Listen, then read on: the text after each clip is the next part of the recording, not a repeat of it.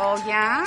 Yeah. Oh, you betcha, yeah. If it's made in Minnesota, who's making it and how? Yeah, you got that right. It's the makers of Minnesota, focusing on the products and services uniquely made in Minnesota, and conversations with the makers, entrepreneurs, and innovators in Minnesota about how they conceived of their products and how they brought them to market. With Stephanie Hansen, it's the makers of Minnesota. Hello, everybody, and welcome to episode 5 of Makers of Minnesota, the podcast where we feature entrepreneurial stories of people from the state of Minnesota. And this week, I am really excited. I have been someone watching from the sidelines this person's lipstick company for some time. She probably doesn't even know. I am here with Becky Sturm. She is from Storm Sister Spatique. You may have also run across her. She has a product that she markets under Three-Way Beauty. That's a bar that you can shave with and wash with and shampoo your hair with, which sounds awesome for traveling. She's also the co-creator or inventor of the Hams event that happens at the Hams facility, which is a maker's market, as well as Lower Town Pop. Hi, Becky. How you doing? Hi. Thanks for having me. You are... Okay, so first of all, I've been following your lipstick company for some time, and you probably don't even know this. I was at an event probably 3 years ago and ran across your lipstick. Someone was selling tubes of lipstick, and I'm not a very good makeup girl. I like makeup, but I'm not very good at it. So someone called me over to a booth, and I think it was maybe at a maker's event. I can't remember where it was. And they were like, here, try this lipstick. Here, this is a great color for you. And I'm looking at the color of the lipstick and what they're recommending. And I'm thinking, well, that doesn't seem like anything I've worn before. And she's like, oh, it's a great color on you. I buy the lipstick. Yeah. It has become, it's actually in my lipstick bag in my car. It has become one of my favorite lipsticks. And awesome. I thought, how is it that there's this local woman that's making lipstick? Who has the idea like, hey, I'm going to get into the lipstick business. What a crowded field. And here you are. So I'm dying to talk to you. You have 21 shades of lipstick. Yeah. I'm sure you, like, how did you decide you were going to get into the lipstick field of all things? Well, shortly after the recession, my favorite skincare or makeup line that I had been using for 15 years was a French makeup line called Fleurs, and they pulled out of the U.S. market shortly after the recession. So I bought up every tube of my favorite lipstick, and it was literally like 50 tubes. Yep. And after about 3 years, I was like, oh my gosh, what am I going to do? Because I just, we all of us women have run into the problem of our favorite lipstick being discontinued. Yeah. Or most women have. I hear tons of stories about it. And I was just panicking, and I'm like, what am I going to do? Well, there is a local manufacturer here in the Twin Cities who manufactures their own line, Elixiri. You probably have heard of them. Okay. And I just went to Carolyn and I said, hey, I want to have my own lipstick line. And I have this idea. I wanted to name the lipsticks after really cool women that I knew and give them names like Susan and Maria and Mary. Yep. And, of course, make one for myself. Sure. And so we got to working, and I gave her my favorite, one of my leftover, my last tubes, and I says, can you copy this? Oh, gosh. And so there we were. So, okay, were you in the beauty industry when you decided to undertake this? Because I can imagine like us be like, oh, I'd love to have a lipstick company. You're competing with the Estee Lauders, the Bobbi Brown. Yeah. No, I did it. Yeah, I had been in the beauty industry for over 25 years. So doing hair, skin, nails. And so I had a ton of experience in the industry. And after 25 years, I left it just to focus on the retail aspect of the beauty industry. So I had a boutique, Storm Sister Spatique. I had a storefront for 4 years. And then, I was tired of, slugging it through the recession. And I had an idea for my shampoo, shower, shave bar. That was my first product that I developed, and I just could not get money to keep my storefront opened and get into product development. So I thought, this is the next chapter. Here we go. Wow. So this was kind of, I can't remember, was like Kickstarter around at that time? Yeah, they were, but it was just, it was pretty new. And I didn't like the whole idea of, you're either fully funded or you're not. Yeah. And then they take a huge cut too. I don't think a lot of people realize that, the public, that they take a big cut. So I couldn't find a bank to lend to me. And after the recession, money was very hard to come by for small business. Yep. I was listening to your previous podcast, number 3, with Tracy Dyer, and how you guys were talking about money. And I had been, in my entire life, I had never had a problem getting a loan. Right. And after the recession, I couldn't find money to save my soul. Yeah, it was crazy how much the money dried up for entrepreneurs. And I dare say that there's still way less funding than there was prior to the recession. I couldn't agree more. I could not agree more. People think that there is so much money because I don't know if there's a lot of commercials or marketing saying that they're giving money, but they're not giving money. Yeah. And there was a lot of criticism. So we as a populace bailed out the banks, right? Yep. And then we helped them get back on their feet. But small businesses are like, hey, I'd like some money now. You're doing great. Mm-hmm. And they still have not loosened up for small business spending for the most part. They're not. The majority of entrepreneurs I know in this town who maybe some of them have gotten some angel investors. Mm-hmm. I personally had 2 women who invested in me, private citizens who invested money and gave me money. That's great. And anyway, but everybody I know, Kickstarter, Indiegogo. Yeah. I don't know anybody who's getting money from banks. And I've been doing this for 5 years. And just bootstrapping was the way that we did our business. So you have a retail location. Okay, so let me back up. You have a salon. Yep. And you do that out of your grandma's home, apparently. For a while, that when I first got into it, for a few years. That's so sweet. Yeah, my grandmother was a hairdresser, so was my mom, and my sister is as well. So my sister and I, we had a salon in our grandmother's home. Then we went and opened up a spa up on Cathedral Hill. Okay. And then I was there for 10 years, and that's when I just decided I was really interested in the retail aspect. I was getting burned out.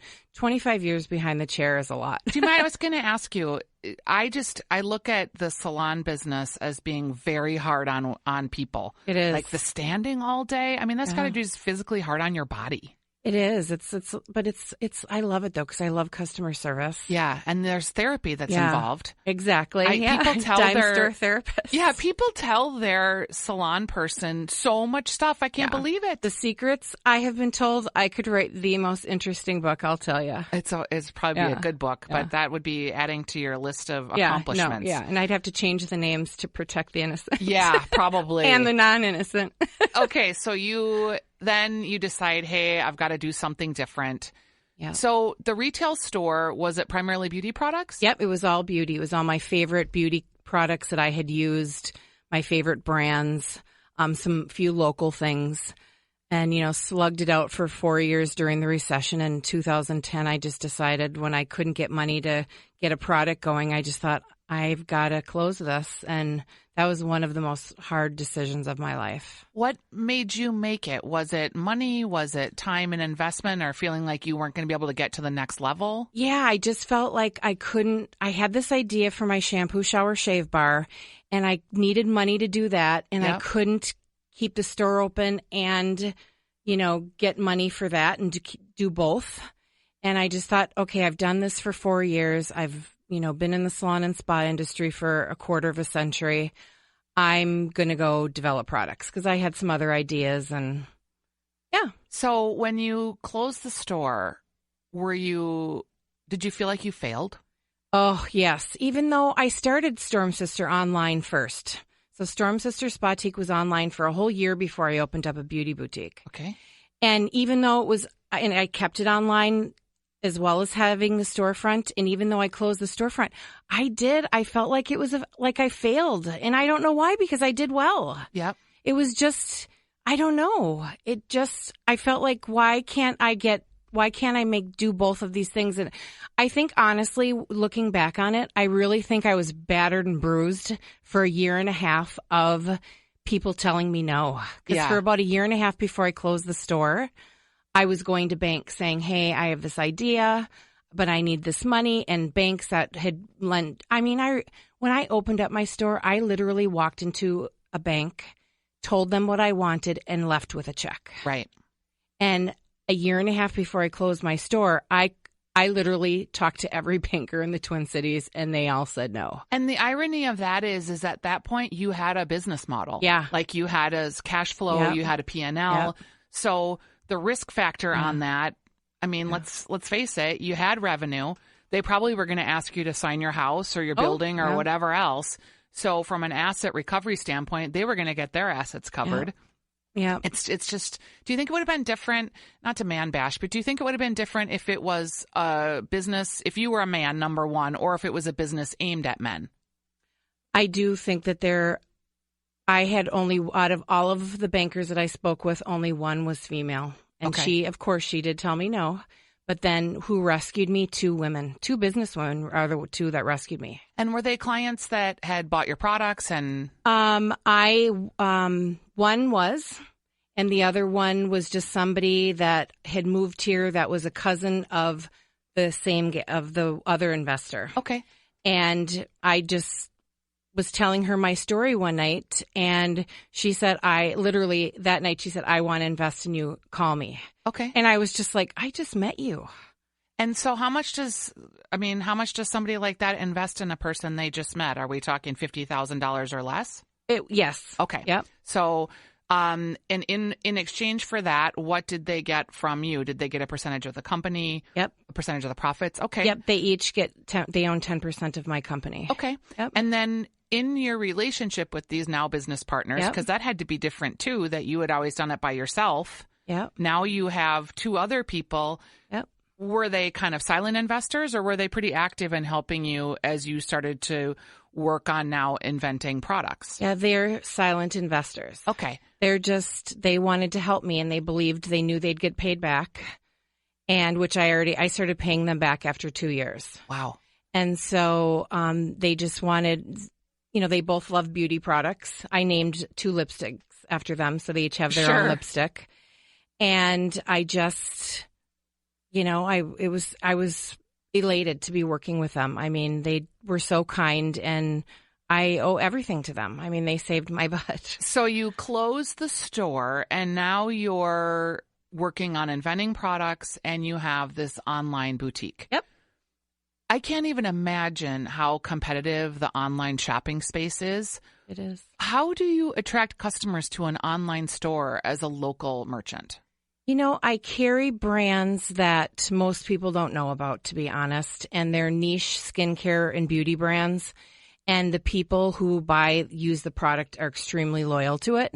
And I've been in the space since about 2000, 2001. We actually, when I worked at the salon, when I had the salon with my sister, we put our retail products online really early in the e-commerce game. That was smart, yeah.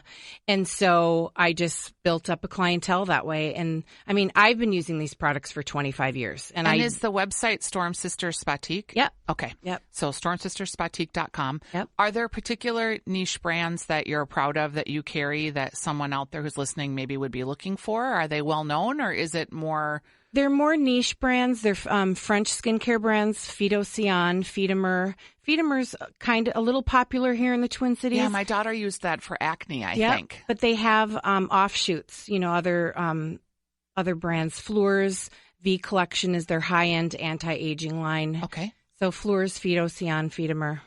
This is kind of a weird question, but as someone, I'm 47 and aging, do these anti-aging mechanisms work? They do. Okay. Because I think so many people are just like, I buy the drugstore cream. And what is it that we need to be buying as aging women in your perspective? I just lumped you in with me. Did you see how I did that? Sorry. Well, I'm actually older than you. So because you have beautiful skin. Oh, thanks. Well, I had a client who scared the heck out of me when I was 18 years old. I was an assistant, and she had just had a facelift. And I was trying to shampoo her hair. And back in the mid-'80s, facelifts were pretty barbaric. Oh, and stapling your forehead. And they basically cut all around your hairline and then pulled it and sewed it back. Yep. And I was trying to shampoo this woman's hair. And after I was all done, I put her up, and I went to, get her hairdresser. And she grabbed me by the arm, and she says, I want to tell you something. She was 55. I'll never forget this. She says, I want to tell you something. if you listen to one thing an old woman tells you, and she's 55, I'm 50, so I'm like, I do not feel old. But she said, old woman, she said, stay out of the sun. And that's all I needed to hear, because that, I mean, I still go in the sun. I'm just a sunscreen person, but I don't overdo it. You're sitting, as we're sitting here, I will divulge, I had a procedure earlier in the week where they burned off a little scaly thing on my face that was pre-skin cancer. Yeah. So we were talking about sunscreen before we came on the air. It's funny how we came back to that subject. Yeah.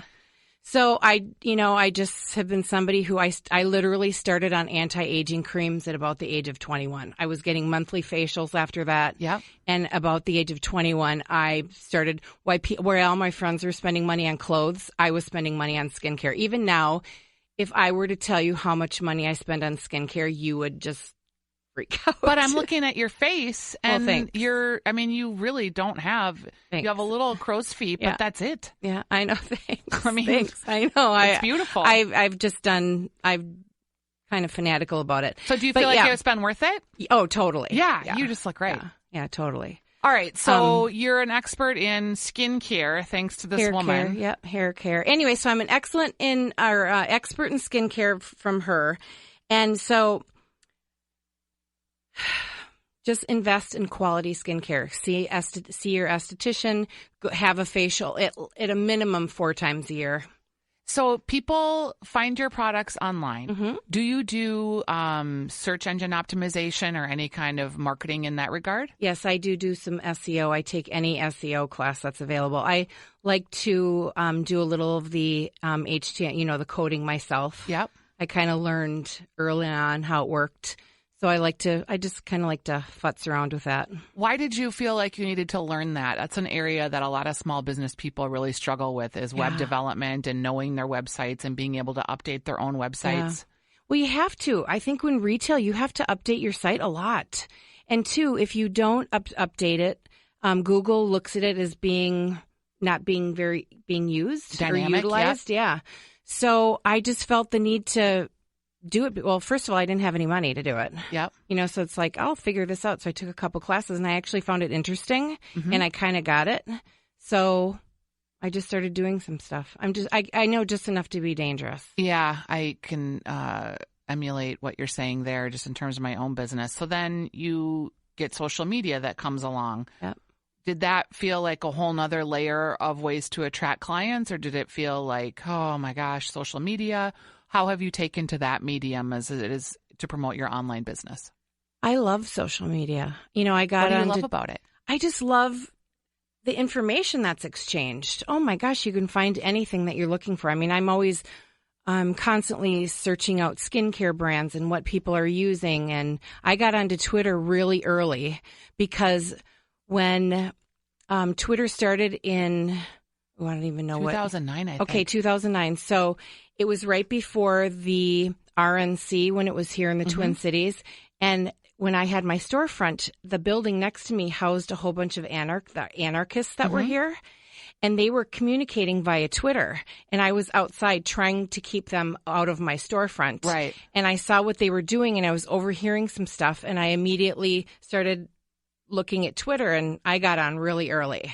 So, I love social media. I love Twitter. I'm just getting into Instagram, and now there's Snapchat, and I don't even know how to do it. Oh, I know. Snapchat is a hard one for me, too. I need to get my mind around it. But Instagram, too, I would think from a retail perspective would be a unique way to showcase your products. Yep. What's your number one seller? Ooh, my number one seller, I would probably say right now it's my lipstick collection. And why do you think? Oh, because lipstick is such a great accessory. Yeah, and it's a pretty inexpensive way to upgrade your look, right? Yeah, it really is. And there's a, there's a change in the makeup industry right now is kind of the nude face. Let's talk about that. The face that's nude that looks like you don't have makeup on, but you do, that one? Well, a lot of times they don't have a lot of makeup on, or maybe they just have concealer and a little mascara. But lipstick is a great way, even if they're not wearing anything, lipstick is a great way to put a spring in your step and not have to put anything else on if you don't want to. Are there other makeup brands that you don't carry on your website, or like mascaras that you would recommend based on your years of experience? Mascaras that I recommend. Like, do you have any go-to products for yourself that you really like? Yeah, I do. I have one called Babe Lash. I love that, but I actually carry it on my site too. You do? Okay. But I did a lot of research. Like I'm researching one now and I can't even remember the name of it, but I hate it so much. I'm glad I don't know it because I'd be bad mouthing it. So when you research a product, what actually do you do? I use it. Okay. I use it for a whole tube or a whole jar or whatever. I'll use the whole thing exactly the way it's supposed to be used. And I was told this was an easy mascara to remove, and it isn't. And I wake up every morning, even though I've washed my face in the evening, I wake up with like raccoon eyes. Yeah. Like, what is this? I can't get it off. Yeah. So you use the product, then do you have like a group of like friends that like, do you have an advisory board or tell me about that? I have other people who, my investors, I'll send them samples of something and say, hey, try this and let me know. Cause they're both beauty, girls too. I mean, they love product. And, some other friends I'll have try some things. Let me know what you think of it. And if, see what everybody says. But when it all comes down to it, if I like it, it'll probably go on. Do you like follow other people, other beauty mavens in town or nationally, or do you read like the beauty magazines? How do you get your information about what's on the cutting edge? Because I think you're in an industry that is changing so fast. Yeah. Elizabeth Dean is awesome. She is awesome. Yeah. She has her Beauty Bets. Yep, she's great. I love her blog. There's a national blogger, Sophie Uliano, and she does natural beauty. I'm more into the natural aspect. I have issues with ingredients that are in a lot of, makeup brands and that kind of thing. So I'm more interested in the natural aspect of beauty. There has been a lot of, I don't even know why contouring comes to mind with, I guess the Kardashians were the first people that I felt like I was aware that they were changing their face so much with the shapes, with the contouring of the makeup. Yeah. Do you know how to do that, or do you see that? So many young women now, it seems like, are going out and about in this like nighttime makeup during the day. Are you seeing that as a trend, or? I think there's an aspect to that, but really I think the most powerful trend is the nude face. I think women have just bought such a bill of goods with the beauty industry, and having this and having that and trying to be beautiful and anything that they can possibly put on their face, because we've been told there's something wrong with every inch of us. Yep. And that's why I really think that this no makeup or this super light, natural look is so much more. And catching on. Yeah. Is there an age group that you see that catching on with, or equally older women as well as young? I think both, actually. And sometimes I think like older women that we think more is better. Yes. And sometimes you like less is better, actually, because if you're very wrinkly and creasy, the makeup can kind of cake in there. Especially, our age group, eyeliners. Ladies, no more black eyeliner. Oh, I have black eyeliner on right now, and you're probably so right. No, yours is done very, very nicely, actually. But remember when we used to light it with a lighter, and then it'd be just like this thick black line all the way around. It's the top is great. The bottom, no black eyeliner on the bottom. Well, and I heard that you're not even supposed to put mascara on the bottom lashes. Thank you. I've been preaching that for so long. I'm so glad that people are catching on to that. Even if they're white? I have white eyelashes on the bottom. Mine are see-through. So it just makes it look dirty and kind of... It actually looks really young to not have anything on your bottom lash. Okay. I've heard that. It really takes age off, because... Where have we aged? We age right around here. The bottom of our eye. Yeah, and when you have black eyelashes, that's like a black line, like an arrow. Look at me. But we grew up with black eyeliner all over our eyes. Yep. Remember the blue? Oh yeah, like blue. Blue's fun royal too. Blue. I guess I should have said, use eyeliner, just not on the bottom. Okay. I'm all about dressing the top. If you want to wear a lot of makeup on your top lid, awesome. I like that. Yeah. How about eyebrows? Do you have any opinion about that? The brows were all the rage the last couple of years. We had gone from sort of over tweezing in the 50s to a more fuller brow, then to a more tweezed brow, back to a fuller brow. Yeah. I've always been a fan of the full brow. It is a lot more natural looking and easier it's darker. to maintain. I like the darker brow. Mm-hmm. Do you color in your eyebrows? Yes. So do I, God. And if I don't, Lori Barghini on the Lori and Julia show at My Talk, if she sees me and I don't have like shadow or something on my brow, she'll like start looking for her purse. It drives her crazy. She's like, the eyebrow frames your face. Yeah. Have your colorist, whenever you go in for hair color, have them color your eyebrows. That's what I do. I'm so cheap because it only feels like it lasts like 3 weeks. Like it just doesn't feel like it lasts hardly at all. Brows shed more than other hair. Well, there you use go. a brown mascara. That's what I use too to groom in between. Yeah. Plus it shapes them. All right. Oh yeah. I like that idea. Yeah. In my life, my mom was a beautician, and how I didn't get any of these skills, I don't know. I feel like, God, Mom, you could have shown me some of this stuff. Yeah. What do you recommend for the younger women or women with younger daughters as it pertains to makeup? Like, how do you teach someone how to do makeup, or do you think they should go sit in the department store chair and get a lesson? Have you ever thought about, like, how do we teach our girls how to be responsible about their makeup moving forward? You know, that is a really hard one, and I don't know that I'm necessarily qualified with that because I only had sons. So, you know, I get disturbed sometimes with some little girls with so much makeup. Yeah. It's just like, well, first of all, it's probably not very healthy for them. Mm-hmm. You know, there's a lot of chemicals in makeup. I learned this. I'm a cancer survivor, and I learned that after the fact. Yeah. There's a lot of chemicals in makeup, and when we're putting them on young girls, that just brings their toxic load way up, and I just don't think it's healthy. It's kind of surprising too. We've done so much or learned so much about chemicals in food and the things we ingest, but the skin is a living organism, right? Mm-hmm. So you're putting chemicals on it that can't be good. Yeah. And on our lips too. Like if you think about lipstick, which I'm sure you've thought about a lot, your lipstick tastes really good, by the way. Oh, thanks. Like sometimes some lipsticks have just like a weird taste. Mm-hmm. When I wear the lipstick that I bought from you, it's just easy and it doesn't feel like it's like I'm eating it. Yeah, well, the first ingredient we use in it is castor seed oil, where most lipsticks, I would say probably 85-95%, the first ingredient is petrolatum, and that's basically a waxy Vaseline. Yeah, petroleum. Yeah, and it's a petroleum derivative, exactly. And so... yeah, we don't use that in ours, so that's why it probably tastes better. So if I buy something on another issue I have about cosmetics, not an issue, but like what if I buy something and I use it and I don't like it? Like, can you return something you buy online if it's makeup? Yeah, I want people to be happy, so yeah.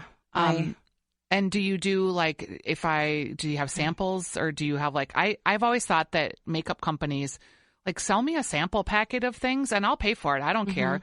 Maybe you could refund the money towards my first purchase or half or something, whatever that is. But people, don't you feel like they need to try things? Do you go out and do you do demos in stores or at locations where there's lots of women? Yeah, I do a lot of pop-up shops. Oh, neat. So tell me about that. Okay, well, you had Tracy Dyer on here from Made in Minnesota, and I actually do her pop-up. I've done it for about 5 years, as well as other ones. That's Made in Minnesota, which is in November. Yep. And then I also founded my own pop-ups. I collaborated with Sari Gurnis of Urban Undercover. You mentioned her undergarments the last time, too. I'm going to have her on, I think. Oh, good. Yeah, I think she'd be a great guest.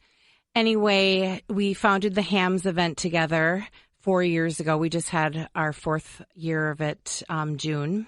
And then out of that came Lower Town Pop, which is another maker market that I am collaborating with Union Depot in Lower Town, St. Paul. And so you decided to do these pop-ups so that you could get in front of these clients and allow them to try things. And exactly. Fun. And there's wholesalers that come, there's press that comes. So it's a great way for makers to be seen and have the public buy their goods. Yeah, I love this idea. Yeah, there's been a lot of press since the recession about shopping local. It's a whole movement. Mm-hmm. And people really are interested in knowing where their products are made. It's interesting, too. There's a local group called Metro IBA that I was involved with. And when you really think about buying something local, how much of your money stays in the marketplace, how much of your money goes back into the tax system, the school system, it really can make a difference. And obviously you can't buy everything local, and sometimes, the amount of transit that a good has to travel. It doesn't make sense to buy local. But if you're conscious of it, I think, and also just supporting the businesses of your neighbors, it does make a difference. It does. If you had any advice for a small business person who may be struggling, or someone who's got a retail store and maybe thinking about shuttering it, what would that be?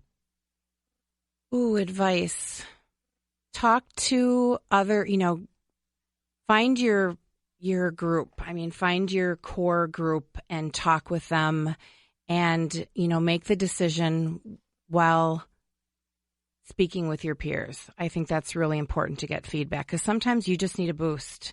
You just need to open up and talk to somebody and have somebody give you that little shot in the arm. I think it's interesting that you mentioned that. When I had a business, my husband was very candid with other vendors, competitors.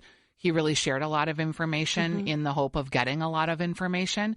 And my first response to that was like, oh, why are you telling them, all our trade secrets? And I remember he said to me, no one's inventing anything new here, really, right? So he said, if you share and you get feedback from people, it allows you to grow versus being so closed, and then nobody helps you and you don't help anybody else, and it just is stifling. I couldn't agree more. That was something that I really noticed when I was getting into the maker movement, when I was starting to develop products. Everybody was really, and it was mostly women at the time. Yeah, and men are less makers. likely to share, for sure. Yeah. But now that's changing. I'm starting to see men that are letting their guard down, because when one of us makes it, we all make it. Yeah, I think there is some truth to that. There really is. And it's like, help one another, because it all comes back. It all comes back. Yeah, and you've been around to see the karma. Yeah. Sometimes you meet people that just aren't very kind, and they're not around for very long because people don't help or support. The ones who aren't kind and the ones who complain, they don't make it. Are there local makers that you would call out on this show that you think people should investigate, that you think do a great job? You call out Tracy and Undercover. Yeah, Tracy, yep. Urban Undercover. Sari Gurnis is awesome. Oh, there's so many. What does she make? Sari Gurnis has the Urban Undercover, the panties. Oh, that's her. Okay. Yep. I'm totally drawing a blank right now. Okay. I put you on the spot. Are there, in terms of your advisory committee, how did you pick the people that were going to be on your advisory committee? What skill sets did they have that you thought would help you? One has an attorney background. The other, very important to have an attorney on your team, huh? Yep. Another has HR experience. Okay. So that's good. An accountant. Yeah. That's good. Graphic designer. Yeah. Those are all really important. They are. We are talking to Becky Sturm. Becky, I'm going to go through your whole litany here. So if people want to reach you on social media, you're at Storm Sister Spatique. Yep. That's also your website. Yep. You also have at Ham's Event and at Lower Town Pop for your two pop-up events. And then at Three-Way Beauty is where people can find information about your shampoo, shower, and shave bar, which, what a great item. Thanks. Yeah, that you can use it for all three. People overwash their hair, and that's a whole nother story. But I loved the story of that beauty bar at Three-Way Beauty. Thank you for being on the show today. It's been really fun to talk to you and learn more about what you're doing. 21 line of lipsticks, a bar, these pop-up events, an online store before really a lot of other people in town had online stores. It's a really compelling story, and I appreciate you being on. Thank you so much. It was great.